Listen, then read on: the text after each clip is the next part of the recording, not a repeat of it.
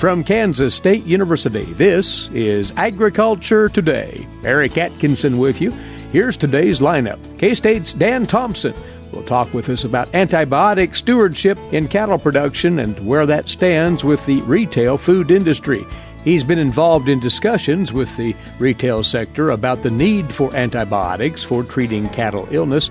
Then the highlights from this week's Cattle Chat podcast from the Beef Cattle Institute here at K-State. Brad White, Bob Larson, and Bob Weaber are joined by a special guest, Kansas Animal Health Commissioner Justin Smith. They'll talk about, among other things, cattle disease outbreak preparedness here in Kansas. And on this week's K-State Horticulture segment, Gregg Eyestone talks about preserving those Valentine's Day cut flowers and flowering plants as long as possible. All this and more next on Agriculture Today. While many people know hunger is an issue in developing countries, it is also a problem in our own backyards. In 2010, 1 in 7 Kansans struggled to put adequate food on the table. 2 K-State research and extension programs are tackling this problem. The Family Nutrition Program and Expanded Food and Nutrition Education Program reach thousands of Kansans in more than 70 counties. They learn how to eat healthy with a low budget. For more information about these programs, visit ksre.ksu.edu.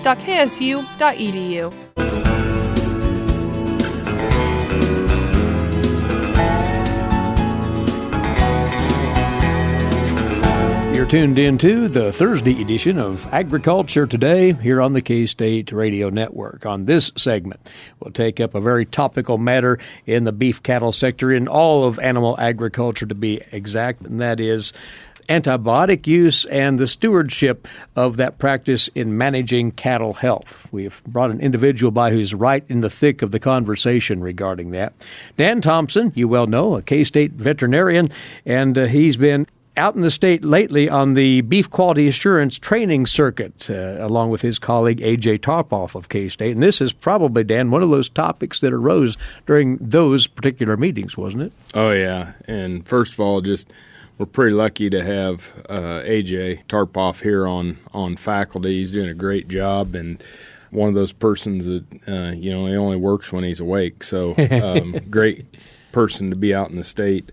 We've been talking about beef quality assurance. We've been working with the KLA and Kansas Beef Council. John Sakchi has been out with us. And, antibiotics obviously are something that have been very core to beef quality assurance. Back in the 80s, it started by us making sure that we didn't have antibiotic residues in the carcasses that we ship. And so now beef quality assurance is switching from residue avoidance to antibiotic resistance avoidance. So it's something, we have a great story about antibiotics in the beef industry, and we're just getting a little better every day. The momentum that we see in the food industry, a lot of talk about meat products that are purported to be sourced from antibiotic-free production, but by the same token, anybody in the livestock sector understands the high value of antibiotics in maintaining animal health. You bet. Antibiotics are tremendous tools for human and animal health, and they're something that we need to utilize. The never-ever antibiotic or raised without antibiotic groups, to me, it's such a shame, because an animal that gets sick, at the end of the day, I don't want to use antibiotics, because if I do, it means an animal has gotten sick and I'm treating that animal. But the meat from that animal, the protein from that animal is safe, wholesome, nutritious. We know in the industry that zero is not an option as far as antibiotic use. I think retailers are starting to understand better that zero is not an option, that it decreases animal welfare, it decreases animal health, and actually can decrease food safety, because we have more pathogens floating around and we're not controlling pathogens such as Salmonella and E. coli and Campylobacter. And so when you see things, and obviously the poultry industry was the one that jumped out there first on things to this nature, and when the broiler industry went that direction for McDonald's to change their poultry supply chain, they had to make 2 phone calls, Tyson and Keystone. From egg to the nugget, they only have 2 people, and it's vertically integrated in a corporate structure. And the beef industry, entirely different. 750,000 beef producers. And so the dynamics and how antibiotics are utilized and that, when I still say when it comes to it, there's not a more pure form of protein on the market than beef because we use fewer antibiotics, always have, always will. Our cattle are outside. They're in grass pastures for most of their life. And, we have a great story to continue to tell. But we have to get a little better on antibiotics. We want to talk about that, but you have been brought in an advisory capacity to lend to protocol discussions as far as at least one major player in the food industry and their antibiotic use policy in sourcing their meat products. Do you sense that these conversations are, in fact, getting the message across about what you just said, the need for some use of antibiotics? Absolutely. So what we have to get to is a one beef concept, okay? From cow-calf to stocker to feedlot to packer to retailer, we have to think about what's good for everybody. And like it or not, in the beef industry, the person said the greatest distance between two people is the last 3 feet. And like it or not, the retailer is the last 3 feet between us and the consumer. And so when we think about antibiotics and we think about education, when we have retailers now coming back into the supply chain on our farms, on our ranches, asking us questions about how things are produced, when I hear someone or a retailer just jump out and say, the easy answer for any retailer, the easiest way out is to just say we're not going to allow it. But for every complex issue, there's a simple answer, and it's wrong. This is a very complex. When we remove antibiotics, let me just give you an example. When we remove antibiotics, we've done studies where, we're going to increase copper and zinc then in the diets. Well, we have found that increasing copper and zinc in beef cattle diets or swine diets will actually increase antibiotic resistance of pathogens. Probiotics, very common in the news today, that for people, for animals, well, maybe this will replace antibiotics. We have found that the really good probiotics are actually very resistant to antibiotics, which makes some sense because if you're on a probiotic and you took an antibiotic, it'd kill it because they're bacteria. So then what the probiotics do is they actually donate their DNA to be resistant to antibiotics to the bad guys in your gut. It's as clear as mud. But we do know this, that we do want to make some changes because I'm not going to leave my kids a lot of money. But hopefully if I do some things the right way and make some changes today and show that I have tolerance towards change and improvement, that I will leave an industry that's intact, that they can inherit and continue to enjoy the heritage of the beef industry and keep us competitive on the menu next to chicken. Mm-hmm. So what tactics do you think need to be emphasized in cattle production in specific, the tangible things, Dan? Well, I think the first thing is that, and everybody accuses me of being a veterinarian, that I'm just drumming up business for the veterinarian, but, we need to have veterinary client-patient relationships. My concern about antibiotic resistance in like Salmonella, E. coli, or Campylobacter, my number one concern is not someone eating a hamburger, because we have such an unbelievable system of tracking usage, of prescriptions, of how we use them, residue avoidance. When you sat down to have a burger yesterday, did you sit there and say, boy, I hope I don't get salmonella from this? No, we have a very safe food supply. Okay, so the risk is extremely low. I'm actually more concerned about me continuing to build up antibiotic resistance in the manure on my farm, and then tracking on my boots into the house, and having my kid, now we can say grandkids, go, and no, I don't have any grandkids, but go chew on the end of your boot or pick up something. Okay, I'm more worried about on the farm. So judicious antibiotic usage means we're going to work with the veterinarian. We're going to understand that these are medical tools. They aren't just something that you just like a vaccine or something. When we use them, we create resistance. Okay, it's plain and simple, and we want to keep them working so that when our animals do get sick, that they remain effective. So what we have to do is work with our veterinarian.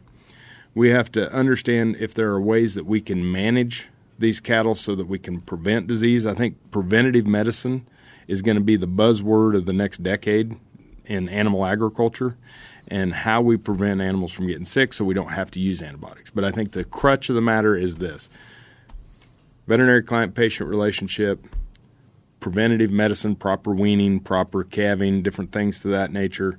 And then the last one is there will be antibiotics that we will not be allowed to use in animal agriculture because we want to save them for human medicine. Right. One thing that attaches to just what you said right there, in the pharmaceutical industry, do we see some responses in terms of developing different treatment protocols for cattle? Yeah, first and foremost, I think that the responsibility of these products lays right with the people that are selling them. You're seeing more corporate responsibility of them saying, hey, we have to manage these properly, because if we don't, we're just not going to have them. Okay, and then as far as new technologies, I have so much faith in our scientists and people in these companies that we're going to see unbelievable tools where bacteria kill other bacteria, where viruses kill bacteria, where we have vaccines and immunomodulators, and there'll be a day where they say, remember when we used to think that antibiotics were all we had? And I think that the human race and our scientists and medical personnel and veterinarians and animal scientists, they're going to be right in the thick of things, and it's going to be awesome. Then Dan, as a producer, is taking in whatever media it might be. They see a message about antibiotic-free products on the market. It sounds as if you're offering reassurance to the industry that this is not a runaway train. In other words, that the message of antibiotic use and its value is starting to get across to food retailers. Yeah, I think what is very encouraging to me is that our industry, the beef industry, has been extremely proactive in the management of antibiotic stewardship. Raised without antibiotics, not an option. Zero antibiotics, not an option. Okay, we need to use these tools for human and animal health and just keep enjoying that safe, nutritious, wholesome beef meal that veterinarians and producers and packers and retailers together all did a tremendous job to put safely in the middle of our dinner plate. Dan, it's always a pleasure to visit with you about these and other matters, and we'll have you back again soon. Thank you. Well, Eric, thank you very much for what you do for the state of Kansas. Thank you. Dan Thomson, veterinarian at Kansas State University, on antibiotic stewardship in our beef production and health management. You're listening to Agriculture Today, with more in a moment on the K-State Radio Network. What is radon? Home exposure to radon gas is the leading cause of lung cancer death in the United States for non-smokers. In Kansas, 1 in 4 homes will test at or above the EPA action level. The Surgeon General recommends all homes be tested and fixed if necessary. Visit kansasradonprogram.org for more information. Test, fix, save a life. This message brought to you by the Kansas Radon Program, the Kansas Association of Broadcasters, and this station.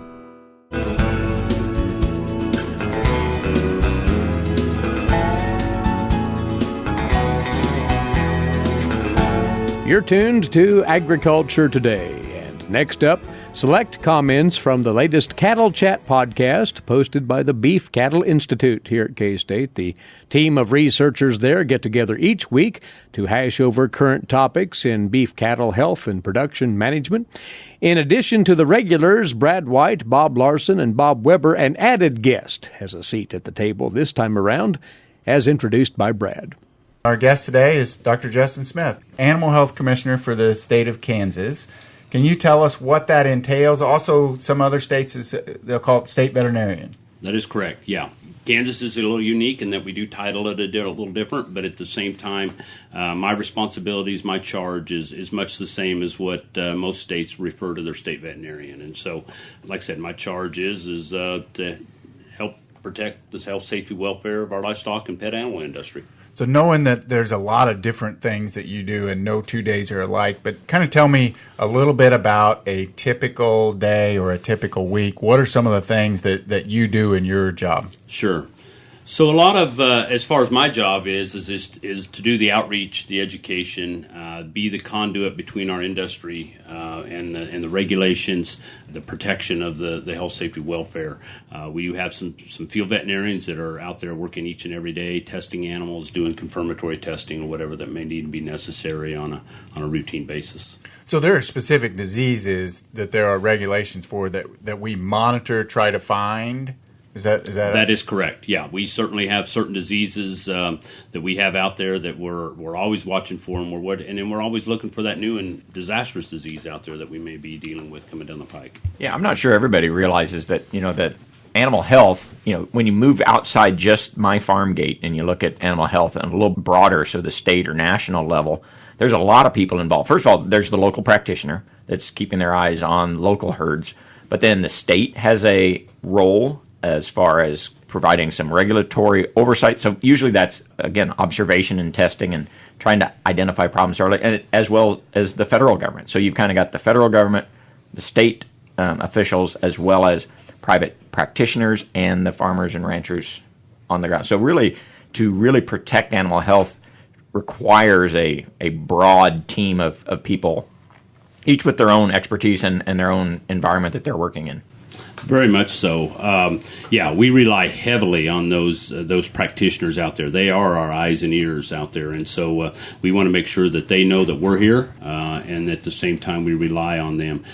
Likewise, we rely on the USDA folks to give us some guidance, particularly movement across state lines. That's where they come into play. But as far as within the Kansas, we're kind of the folks that are in charge, and the opportunity for us to protect and develop those regulations, those laws, those rules, and follow-up that is necessary for in-state livestock production. And each state has a state veterinarian or someone in that role that would be comparable to what you do here. Do you communicate with those other state officials, or how does that part work? Yes, we do. I know each and every one of them. Some of them work better than others, but we have monthly conference calls. Usually, and then if there's issues out there or things that certain states are dealing with, we'll have more often than not. And so, yes, we do. Does it vary? Do the regulations, rules vary between states, or is it all the same and it's just different states are implementing it? No, they vary, and that's probably one of our problems, is the fact that the states, and I say it's a problem in the fact that states have what's important to them. And so they have issues that is important to them, and so they develop regulations that help protect them and stuff. And so they are different, which is problematic for folks that are moving across state lines. Which we're a little different in Kansas in that we're a net importer. We're going to bring a lot of cattle in, and there's some states in that category, but a lot of states are exporters.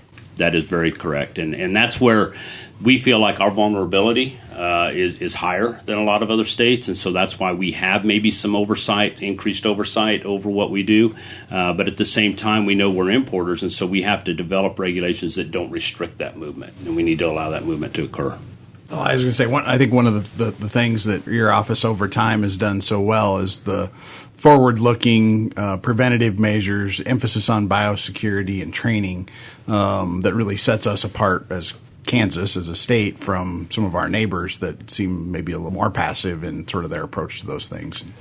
No, and I appreciate that, Bob. It is something we take great pride in the fact that, my predecessors have basically eradicated brucellosis, they've eradicated tuberculosis and pseudorabies in swine and stuff, and so they've done a really nice job in doing that. And so we don't have to go around and chase cows and test cows and follow up on cows as much as we used to. And so our whole tone has changed to the fact where we are trying to be proactive and looking at opportunities to mitigate the damage from a disease that may come into the state, and so do a lot of the pre-exercises. We host an FMD exercise that has really turned out to be the national model for that exercise, and so we host it each and every year, and it gets bigger and better every year, and we're getting down to where we're actually addressing questions and issues and policies that nobody's really dealt with yet, and so we're getting down to those hard questions. And so until you practice it, there's some of those really important details kind of in the implementation of we're trying to manage through this big problem that you never see until you actually go do it. That is exactly right. Yeah. And the multi-agency part of it too, involving veterinarians, state police, state patrol, county and local officials, really an interesting dynamic of people coming together around a single problem. And so it's a role-playing exercise, and there's a problem that comes in, and then they have things that change as you go through the week. And your experience with that this year, I mean, how involved was that process as you went through, even using this year as an example, Tell me a little bit about what that was like. Sure. So one of the things that this year's exercise was named Rampart, and it was actually named that reason because we wanted to address how are we going to build our little castle, our little moat around our operations to protect us from these diseases or foot and mouth disease in particular. But at the same time, how are we going to allow movement and business operations still continue? I mean, the old adage is we can't afford to kill the industry trying to save it. And so we have to figure out a way that the industry can continue to operate in a manner that doesn't exasperate the disease. And so, so that was the basis of this exercise. And so it really gets down into of how do you allow movement to concur, how do you allow business operations to concur, at the same time be proactive in trying to protect the industry from the disease. And I think Bob's point was great, is it's not just the animal health group here at the Department of Ag. It involves multiple state agencies, KDHE, the environmental folks were here. There were other folks that helped figure out all the details and played it out like a real scenario, had specific instances and said, well, we have to make this decision or this decision. Which one do we want to do? And then afterwards kind of try to sort through. Very, very much so. We actually had 300 and some participants in this year's exercise, 16 states. 7 states actually were here on site. Probably the thing that makes our exercise really unique that I think is irreplaceable is industry involvement. That industry. We actually have feedlots. We have operations out there that are actually playing. We're doing mock investigations at their facility. We're doing mock lockdowns, mock euthanasia disposal at their facilities, and seeing how that plays out. Shifting topics a little bit, and we actually had a question from listeners. We talked about cold weather last time. We had a question from a listener in Texas. And Bob and Justin, I'll get you guys' opinion, and Bob, on this. The question was, as they were talking about the cold snap polar vortex that came through and thinking about the cattle in that situation, what's the minimum temperature cattle can handle outside and survive? Well, of course, the answer to that is it depends. But what it really depends on is things like their hair coat. So this time of year when cattle have a good, thick winter hair coat, they can actually do quite well as long as they're not wet. So a cow will be thermoneutral, in meaning that they don't really have to expend a lot of calories down below 32 degrees, so as low as the upper teens, if they've got a good, thick winter hair coat and they're dry and they can get out of the wind. But you take away any of those things, and you can run into some real problems where they get chilled and start to have dangerous hypothermia, cold stress. The concern, though, is really not with adult cattle. Adult cattle can do pretty well, but a brand new calf that's born, so they're wet, they're born at a lower temperature, they don't have a functioning rumen to create heat, and so calves the first 24 hours particularly, but even first 48 hours, they're the ones I'm really concerned about, because they don't have, all the things we talked about that are an advantage for the cow doesn't exist for the calf. So calves are a totally different ballgame. They need to be monitored closely, particularly the first couple of days of life, and any sign, and so you can take a body temperature. If it's below 100, they need to be put into a warm area, or if you just suspect based on the way they're acting that they're cold, so they're kind of depressed, they're not active and thriving, they need to be put in a warm environment and warmed up again. And the insulation, the brown fat on newborn calves is what they use to expend to stay warm. Well, that's also the insulation. So, over a couple of days, they've burned up a whole bunch of those calories. And, if you've got even week-old calves, cold weather comes in and it's wet, it can be pretty hard on those newborn calves. Bob Larson, Brad White, and Bob Weaber of the Beef Cattle Institute at K-State. They were joined this week by Kansas Animal Health Commissioner Justin Smith. Hear the entire podcast at beefcattleinstitute.org. That's beefcattleinstitute.org. And this is Agriculture Today.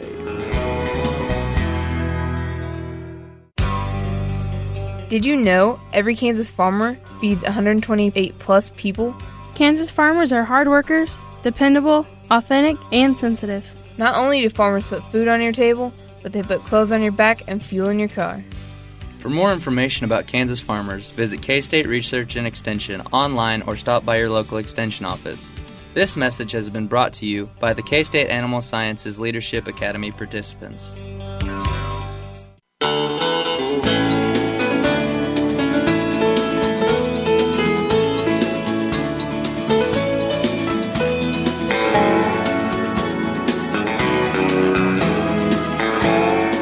Coming to you from the campus of Kansas State University, this is Agriculture Today, and welcome back. Eric Atkinson here as we take a look at today's agricultural news headlines for you now, courtesy in part of DTN. Well, that massive spending plan aimed at averting another government shutdown also addresses the issue of the USDA's plan to move the Economic Research Service and the National Institute for Food and Agriculture out of the D.C. region. The explanatory statement accompanying the bill notes that conferees are concerned about the unknown costs associated with the proposed move if NIFA and the ERS would go to another location. They went on to say in submitting the fiscal year 2020 budget justification, the department is directed to include all cost estimates for the proposed move of the two agencies, as well as a detailed analysis of any research benefits of their relocation. They also said it's appropriate that the ERS remain under the Research, Education, and Economics mission area and not be put under the Office of the Chief Economist. The statement noted insufficient information and justification relating to the reorganization and relocation make moving forward on these proposals premature at this time. If you received a questionnaire for the USDA's Irrigation and Water Management Survey, they're asking you to respond to that no later than March the 8th. The USDA's Stephanie Ho has more on that. There are several follow-up surveys to the Census of Agriculture, including the Irrigation and Water Management Survey. We survey or are surveying those that reported that they had irrigation or the capability to irrigate in the Census of Agriculture. Joe Parsons chairs the National Ag Statistics Board. We go out to farmers and ranchers and also greenhouses and others that use irrigation as part of their operation, and we ask about practices and other things related to irrigation. He says he expects to see more usage of more efficient water management systems. Certainly the rise of center pivot irrigation and also the use of water conserving measures in irrigation systems. And so it would not be surprising to see a continuation of that trend. The response deadline for the Irrigation and Water Management Survey is March 8th. You can respond online at agcounts.usda.gov. The report will be released in November. This is Stephanie Ho for the U.S. Department of Agriculture in Washington, D.C. We have to do better. That was the challenge issued from Scott Sinsman, a weed scientist and the 2018 president of the Weed Science Society of America, to the hundreds of weed scientists and members of the agriculture industry gathered in New Orleans this week for that group's annual meeting. Sinsman is optimistic, although they're tackling many issues, including an epidemic of herbicide-resistant weeds and the public's growing concerns about chemical use. He says, though, out of the 500 people attending the meeting, more than 100 are graduate students working on important projects. For example, students and scientists from Texas A&M University presented their research on using drones as well as automated vehicles to control weeds. One project examined how well UAVs can identify broadleaf and grass weeds in corn, soybeans, cotton, and sorghum from the air. Another project analyzed how well drones can disperse herbicide droplets on key weeds, laying the groundwork for remote spot spraying drones of the future. In a third Texas A&M project, students mounted ultrasonic sensors on the side of a truck to identify and treat weeds automatically as it would drive along, while also tracking application parameters like wind speed, temperature, and humidity. And a group of Australian scientists attending there are looking even further into the future, working to develop a robot that stalks crop rows and zaps weeds individually with a laser. And the University of Tennessee students unlocking the allelopathic power of some cover crops to reduce pigweed's ability to germinate and grow roots. Sinsman likened the search for novel weed control approaches like these to past breakthroughs, such as landing a man on the moon or breaking the 4-minute-mile record. Incidentally, one of our frequent guests here in Agriculture Today garnered a major organizational honor from that society. Dallas Peterson, Research and Extension Weed Management Specialist, was named a Fellow of the Weed Science Society of America. That is the highest honor that society bestows. So our hearty congratulations for that recognition to our own Dallas Peterson. You're listening to Agriculture Today, and now it's on to this week's edition of the Kansas Soybean Update, and standing by with that, as always, is Gregg Eyestone. Greg? Tom Very is joining us. He is the Director of Outreach and Development with the National Biodiesel Board. And Tom, as we look overall at the biodiesel industry, how do you gauge what we've seen as far as its economic impact and jobs, how that affects the industry and around the United States? This year we're looking at 3 billion gallons of biodiesel use. It's a little over 5% of our diesel pool, and it's being used coast to coast, and that generates significant economic activity. In fact, the USDA just came out with numbers that biodiesel will be using 7.1 billion pounds of soybean oil this year. That's going to be the second largest user of bean oil in the country. That's 35% of all the bean oil we produce. And it's a good thing because we just have such a surplus of soybeans and soybean oil. And if we wouldn't have had that, we've done some economic work. Long term, the value proposition back to the soybean farmers is about 63 cents a bushel. But we did a snapshot analysis and working with an economic firm, and they said, for right now, the impact's about 90 cents a bushel. The way the market is right now, I know farmers need all the demand they can get with the crop is sitting out there. So biodiesel is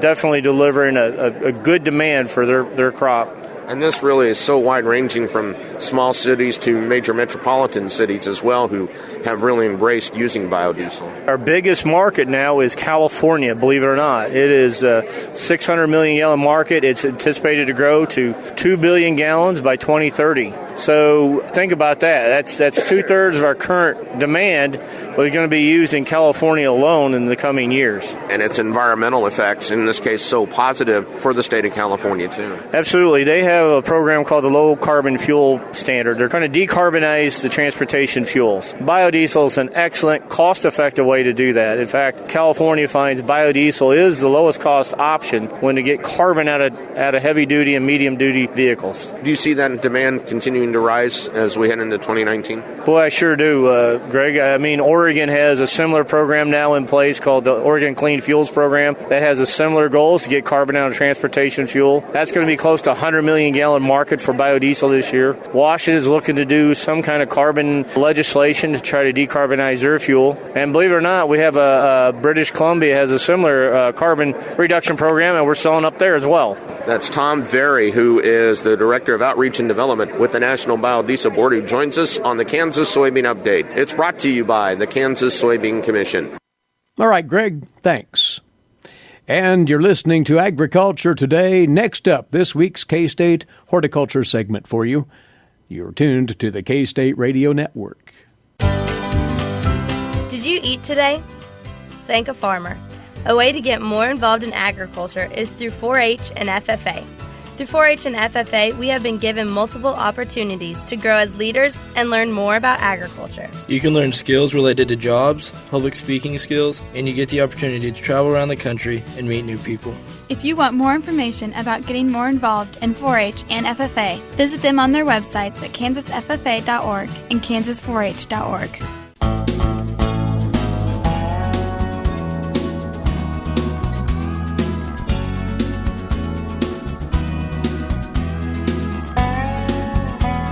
Agriculture Today continues now, and it's to our weekly horticulture segment. And in the spirit of today, of Valentine's Day, wanted to offer some thoughts on maintaining that floral material that you may be offering as a Valentine's Day gift to yours, either purchased today or purchased a few days ago for delivery today. Gregg Eyestone has joined us once again, the Riley County Extension horticultural agent. And folks like to make these gifts last as long as possible. That's the objective here, Greg. Yeah, I think so. And picking them out, it starts with picking them out fresh. And so you just want to look at typically the edges of your plants, whether it's a cut flower or maybe a potted plant or something like that. Just make sure it looks fresh, doesn't get any chilling injury. That's typically what you'd see at this time of the year, being transported maybe from the house to where you're taking it or the store. And so you just want to make sure that it's fresh and young and going to be as viable as long as possible for you. And just simply making that observation will probably tell you whether or not. Well, it's going to be your best guess. There may be some injury that shows up later, but to start off with, if you're presenting that to your sweetheart, you probably want it to look as best as you can at the beginning. For cut flowers, how long can those be viably maintained following this holiday? Yeah, it's going to depend on lots of things. The main thing, just like if you get a head of lettuce and you put it in the refrigerator to keep it, store it longer, keeping it cool is the key to longevity of plant tissues that have been severed from their root system. And so cut flowers, we want to make sure that we can keep it as cool as we can. And also needs to definitely get water uptake. And so probably when you get it home, you put it in a vase. We want to reestablish the water-conducting tissues by going ahead and cutting those. Typically the best way would be underwater so that once you cut the cells open that they can take water up immediately. And it typically is done with a very sharp knife. Pruning shears can work, but you'll probably crush a few of those conducting tissues. Whatever's going to work best for you in your situation, but good room temperature water is ideal. Oftentimes when you buy these, you may get a packet that helps keep bacteria from growing in that vase water. And so follow those instructions so that we'll keep those pores open and taking up the water. So water is very important, and also temperatures. Once you get it in your room, you may want to keep it away from the heat vent if it's going on or any other doors and things like that, just to try and keep it as comfortable as possible. Of course, roses are the customary favorite when it comes to cut flower gifts for Valentine's Day. But which cut flowers tend to last the longest if maintained in a reasonable state? I would say carnations are one of the longer-lasting flowers. But carnations, roses are your typical ones you see. There's many other tropical type of flowers that you'll get from a florist. And the main thing, most of those is just the water side. Some of those tropical plants may be able to tolerate warmer temperatures. But again, if you can slow down their respiration by cool temperatures. So, if you're really trying to keep it for a long time, you may want to stick it in the refrigerator at nighttime when you're not enjoying it and then bring it out in the morning. Of course, there are some materials, whether it be apples or other fruit, that give off ethylene gas. If you're storing those in the refrigerator, that would actually hasten the damage to the tissues. So if you have a refrigerator without some of those fruiting components that produce that gas, it would make those plants last longer. If one is persistent in all of these steps, how long can cut flowers normally be preserved then? Well, that's loaded question. Loaded question. I would say as minimum as 4 days if you keep things going well, but could maximum up to 2 weeks, I would think. For carnations, they seem to last quite a long time. All right. But again, a few simple steps to preserve those flowers can get the job done for sure. Some folks, Gregg, prefer as a Valentine's Day gesture offering a potted plant, a flowering plant in particular, which is a good option as well. Absolutely. Those may last a little bit longer, depending on what is selected. But again, similar, they're plant tissues, although they do have the root system to maintain taking up water and may last a little bit longer, whether it be azaleas or cyclamen or some of the more common ones. You see potted tulips and those kind of things. Keeping them moist, but not overly watered too. You can drown the roots and cause damage quickly that way. So you want to make sure that when you do water in a container that it soaks through and the excess water is removed. Temperatures would be similar. Some of those may need a little more brighter light. If you have a cut flower, it really doesn't matter what kind of light level you have. But if you're looking at a plant that's going to last for couple months maybe, or if you're lucky, you could keep it over for a whole year and maybe get it to bloom and come back next year. Light's going to be the other situation. Read labels if plants come with that. Typically, you'll say bright indirect light, so not right against the window where it may be too cold or too hot, or maybe it's too much sun, but something that gets some sunlight to produce the photosynthesis for it to continue to grow. Now, folks, when they invest in a potted plant like this, like to know if there's a chance in the world that plant could thrive in the outdoors as a transplant somewhere down the line. Depends on the plant selected, but typically these are florist type of plants, meaning they're being used indoors for a short period of time and then probably discarded, put in the compost pile, rejuvenated in nature that way. But, you can always try things, and there's nothing wrong with trying that with the idea that this may not work, probably won't work, but sometimes it does. Same thing if you want to grow them indoors. Why? They'll have a shelf life. That's the bottom line. Typically, we get to period where we get busy and doing other things, and it may get watered too much or too little or not have enough light. May forget to fertilize it to keep it going. So it's really a gift, and hopefully enjoyed for the moment that it is given and for a short period of time after that. And then at some point we move on with life. Right. But for the here and now, whether it be cut flowers, whether it be a potted plant, a flowering plant, suitable for Valentine's Day, you can extend the life of these flowers, these plants, a fair amount of time before they expend themselves, and by following these simple tips and keeping an eye on these for the next few days. Gregg, thank you for the input right here. It's my pleasure. I hope you have your flowers for your sweetheart. Getting to it later today. Gregg Eyestone is the Riley County Extension Horticultural Agent, and he's been providing these thoughts on this week's K-State Horticulture segment. And our time is gone for today, but once more to remind you, if you'd like to catch our podcast version of the broadcast, you can subscribe to that automatic download very easily by going to agtoday.net. That's agtoday.net. All of the instructions are right there for you. We encourage you to take advantage of that. And in the meantime, please rejoin us right here tomorrow, won't you? Eric Atkinson here for Agriculture Today over the K-State Radio Network.